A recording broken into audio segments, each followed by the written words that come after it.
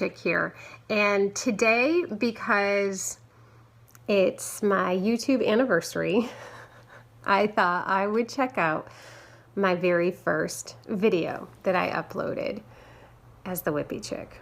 I did have one other video that I uploaded, but it was just like a family thing that for family members to see. It wasn't part of the Whippy Chick stuff. So yeah, so I'm going to watch that and try not to cringe too much. We'll see how it goes.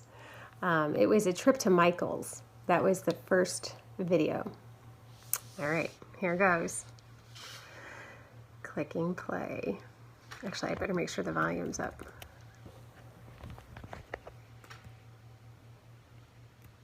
There we go. Okay, here we go. Whippy Chick, and today we're at Michael's. We're going to check out different kinds of yarn and hooks and needles and try to help the beginner to figure out what exactly it is that they need to get started. As you can see, it's very overwhelming in the craft stores. There's so many different kinds of yarns and colors and weights and textures. They're all beautiful, but they're not all perfect for the beginner. Oh boy. Oh, there's some impeccable. I like the music.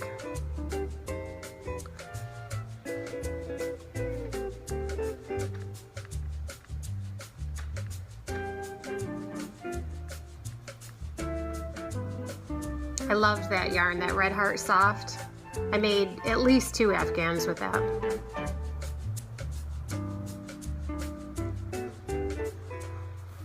Okay, so we're going to talk about yarn weight. And if you look at the label, this says that it's a bulky weight yarn. It's a number 5. So it recommends that you use a crochet hook of the size 6.5 millimeter and knitting needles in the size 6 millimeter. So that's what the manufacturer recommends. So once you pick out your yarn, you could just go right over, and if you don't already have the correct sizes at home, you can just check to see if they can have them available at the store.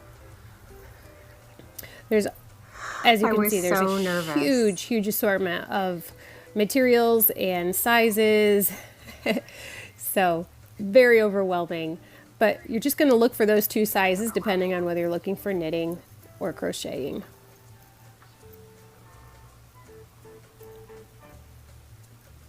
There's all kinds of different hooks.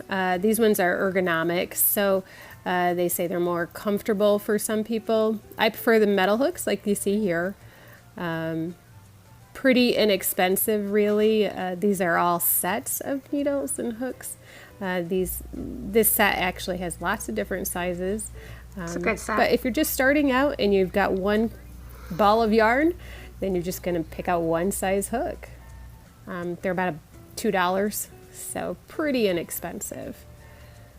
So let's look for that hook size that we're looking for. I believe it's a 6.5 millimeter for that yarn we were looking at.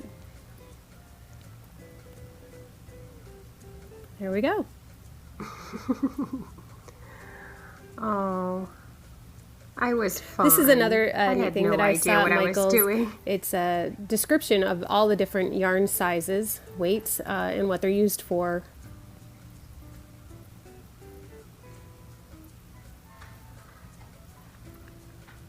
I do like this music. Oh, the colors are so beautiful. The yarn aisles are definitely my happy place. That hasn't changed in a year.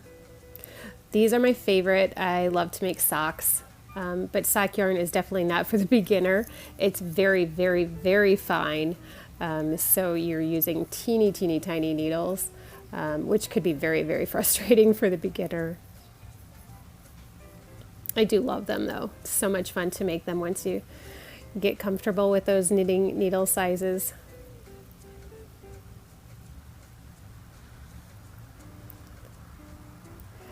Over here we have some Red Heart Super Saver, classic known yarn for being pretty inexpensive. You get a lot of bang for your buck, and the colors are beautiful. The only thing I don't really like about Red Heart Super Saver is that it tends to be a bit scratchy. It's not the softest yarn. Red Heart does make a lot of really soft yarns, but if you're looking to start with something really inexpensive, you can't go much cheaper than Red Heart Super Saver. And like I said, they do have beautiful colors. When you're starting out the beginning, also, you're going to want to have some light colors. You don't want to really go with the darker colors because it's harder to see your stitches. It's a lot easier to see your stitches with light colored yarn. So big hook. Okay, so I'm giving a little bit of good Light-colored yarn. advice. Another thing I saw at Michael's was these great kits. They have them for knitting and crocheting. They look like they have pretty much everything you need and maybe even a few things you don't need, but pretty neat. I think they also have direction books in them, but personally I learn the best from watching videos and seeing it done.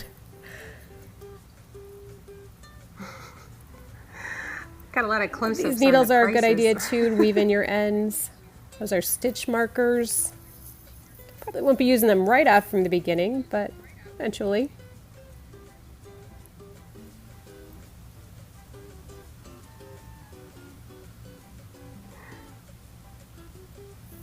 So this homespun is so pretty, and I have used it before.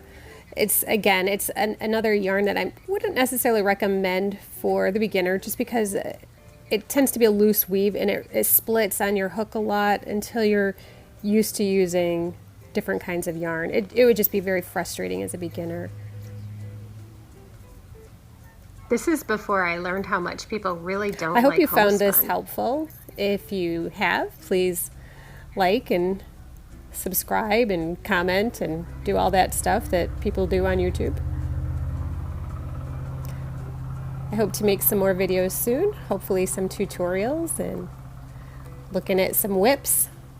Whips are works in progress. Just like me, And that's work in it for me. progress. I'm the Whippy Chick. Have a great day.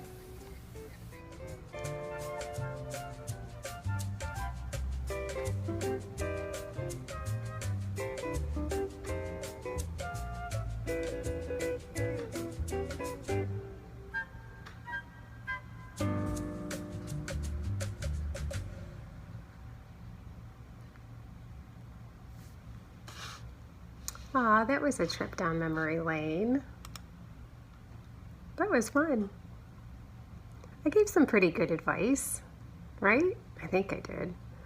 I wish I had known then how to hold the camera correctly. I had it in portrait mode. It should have been in landscape mode, and I moved around way too fast in the store. I still struggle with that. Yeah, I was so nervous in that store that day.